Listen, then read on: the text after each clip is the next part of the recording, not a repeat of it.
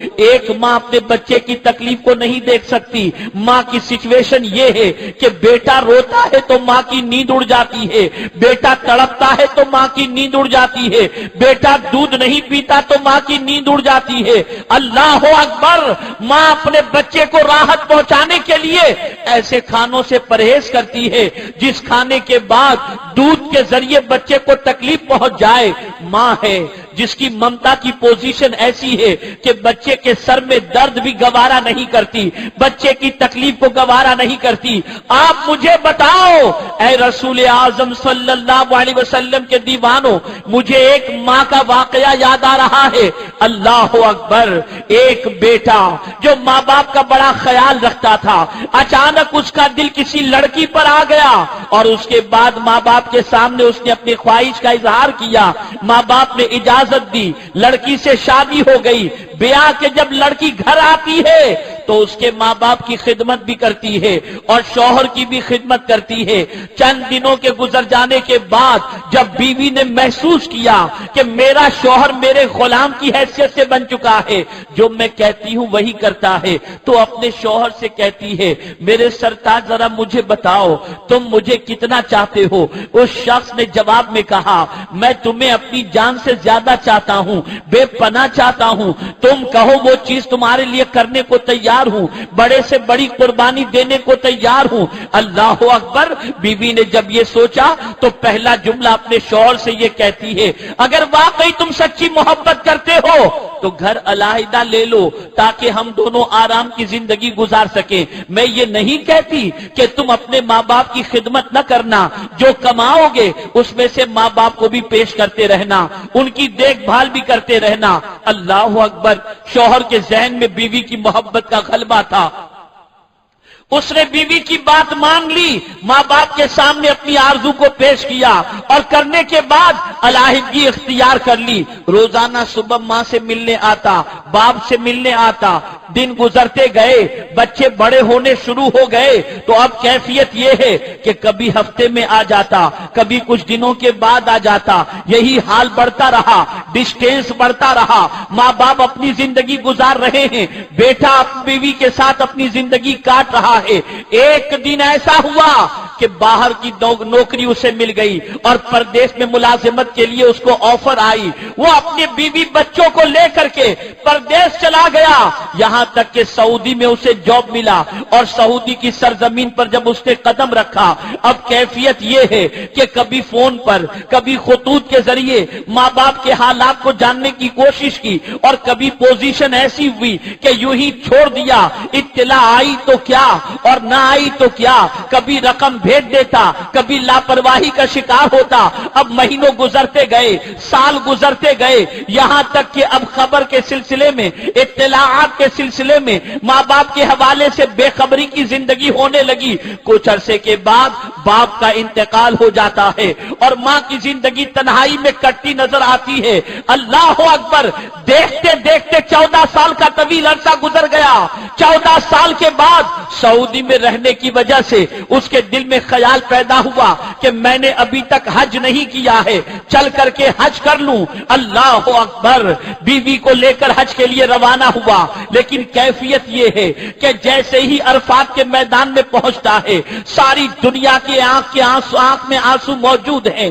ہر حاجی رو رہا ہے, عرفات کے میدان میں آنکھوں سے آنسو بہ رہے ہیں, لیکن اس نوجوان کی کیفیت یہ ہے کہ اس کی آنکھ سے ایک بھی آنسو نہیں نکلتا. وہ پریشان ہے کہ میرا دل کیا اتنا سخت ہو گیا کہ عرفات کے میدان میں بھی آنکھ سے آنسو نہیں بہ رہے. اس محفل کے اندر, اس جگہ کے اوپر ایک اللہ کے برگزیدہ بندے موجود تھے. وہ شخص گیا اور جانے کے بعد عرفات کے میدان میں اس بزرگ سے کہتا ہے حضور میں جاننا چاہتا ہوں کہ سب رو رہے ہیں, سب کی آنکھوں میں آنسو ہیں, احساس ندامت ہے, لیکن پتہ نہیں میری آنکھوں میں عرفات کے میدان میں بھی آنسو کیوں نہیں آ رہے. وہ بزرگ تھے, جہاں دیدہ تھے, بصارت کے ساتھ بصیرت بھی رکھتے تھے. ارشاد فرماتے ہیں لگتا ہے تم نے کسی کا دل دکھایا ہے, اس کی وجہ سے تمہاری آنکھ میں آنسو نہیں آ رہے.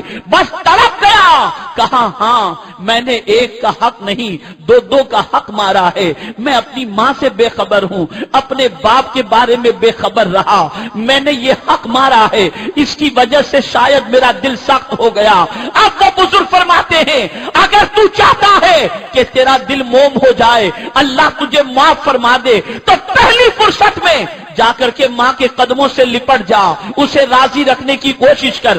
وہ شخص گھر پہنچا اور پہنچنے کے بعد سب سے پہلے رخت سفر باندھا اپنے وطن کے لیے، اور جب وطن پہنچتا ہے ماں کا پتہ پوچھتا ہے، اپنے گھر پہنچا، دروازہ بند تھا، ماں کے بارے میں پوچھا تو پتا چلا فلاں جگہ پر جھوپڑے کے اندر ماں رہ رہی ہے، کس کے ساتھ رہتی ہے، بتایا گیا اکیلی رہتی ہے، کوئی کھانا دیتا ہے تو کھا لیتی ہے، نہیں دیتا ہے تو بھوکی رکھتی ہے۔ اب تو بچے کی جدائی میں روتے روتے اس کی آنکھوں کی بینائی بھی چلی گئی ہے۔ اللہ اکبر! وہ جب ماں کے گھر پہنچتا ہے، دروازے پر دستک دیتا ہے، آواز لگاتا ہے، ماں سمجھ جاتی ہے کہ بیٹا آیا ہے، لیکن ماں اپنے بچے کو دیکھ تو نہیں پاتی، دروازہ کھول کر کے اپنے بیٹے کے چہرے کی طرف ہاتھ بڑھاتی ہے اور کہتی ہے میرے لگتے جگر، آج میں تجھے دیکھ تو نہیں سکتی لیکن تیری آواز کو سن کر میرے کلیجے کو بڑی ٹھنڈک ملی ہے، اے میرے لگتے جگر تیرا آنا مبارک ہو۔ اب مجھے موت بھی آ جائے تو مجھے غم نہ ہوگا، اس لیے کہ میرے بیٹے میں تیرے فراق کے اندر زندگی کے لمحات بہت مشکل سے کاٹے ہیں، تیری یاد مجھے بہت ستاتی تھی، اور ماں اس طریقے سے اپنے بیٹے کے چہرے پر ہاتھ پھیرتی جاتی ہے اور روتی جاتی ہے، اور اسی عالم کے اندر ماں کی روح پرواز کر جاتی ہے۔ بتانا یہ مقصود ہے کہ ماں اپنے بچے سے کتنی محبت کرتی ہے۔ آقا کریم صلی اللہ علیہ وسلم کے دور پاک کے اندر ایک شخص جہاں کنی کے عالم میں ہے، روح نہیں نکل رہی، کلمے کی تلقین کی جا رہی ہے لیکن روح پھر بھی نہیں نکلتی۔ صحابہ حاضر ہوئے، یا رسول اللہ صلی اللہ علیہ وسلم جہاں کنی کے عالم میں ایک شخص ہے، کلمہ پڑھا جاتا ہے، تلقین کی جاتی ہے لیکن وہ کلمہ نہیں پڑھ رہا، اس کی زبان پر کلمہ جاری نہیں ہوتا۔ آقا فرماتے ہیں شاید اس نے کسی کا حق مارا ہوگا، کوئی اس سے ناراض ہے، جاؤ جا کر کے اس کے کون زندہ ہے، ماں باپ میں سے کوئی زندہ ہو تو جا کر کے پوچھو کہ ماں یا باپ اس سے راضی ہے یا نہیں۔ ہاں حضور اس کی ماں زندہ ہے۔ گئے، جا کر کے ماں سے پوچھا کیا تم اپنے بیٹے سے خوش ہو؟ ماں نے کہا نہیں، میں اپنے بیٹے کو کبھی معاف نہیں کر سکتی۔ آقا کریم کی بارگاہ کے اندر جب یہ بات پہنچائی گئی، سرکار نے فرمایا لکڑیاں جلائی جائیں، اور ماں سے کہا گیا اے خاتون سن لے، تیری نافرمانی کی بنیاد پر تیرا بیٹا جہنم کی آگ کا ایندھن بن جائے گا، کیا تو چاہتی ہے کہ تیرے بیٹے کو دہکتے ہوئے شعلوں میں ڈالا جائے؟ صحابہ سے فرمایا لکڑیاں جلاؤ، لکڑیاں جلائی گئی اور فرمایا اس شخص کو آگ کے حوالے کر دو۔ اتنا کہنا تھا کہ ماں چیخ اٹھی، یا رسول اللہ میں اپنے بیٹے کو جلتا ہوا نہیں دیکھ سکتی، میں نے معاف کیا اپنے بیٹے کو۔ ادھر ماں نے معافی کی بات کہی، اس شخص کی زبان پر کلمہ جاری ہو گیا۔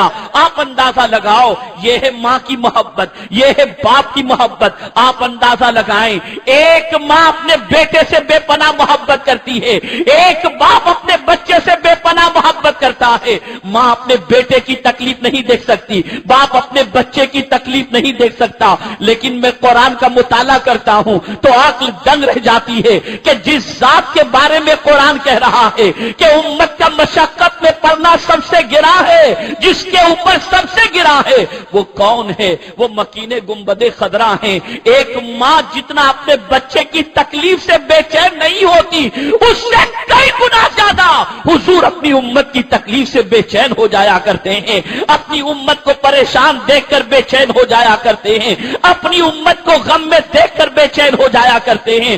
آئیے میرے پیارے آقا صلی اللہ علیہ وسلم کے پیارے دیوانوں، میں آقا کریم صلی اللہ علیہ وسلم کی دنیاوی اعتبار سے اس شان کو آپ کے سامنے پیش کروں کہ امت کو دنیا میں تکلیف پہنچانے والی جو چیزیں ہیں، حضور صلی اللہ تعالی علیہ وسلم ان چیزوں کی نشاندہی فرماتے ہیں تاکہ امت تکلیف سے بچ جائے۔ آپ ذرا سوچو، ہو، ماں کا خیال اس پر نہیں گیا ہوگا، باپ کا خیال اس پر نہیں گیا ہوگا، جس کسی کا خیال دیکھو اس کی طرف نہیں گیا ہوگا، لیکن حضور کا خیال اپنی امت کی اس تکلیف کی طرف جا رہا ہے۔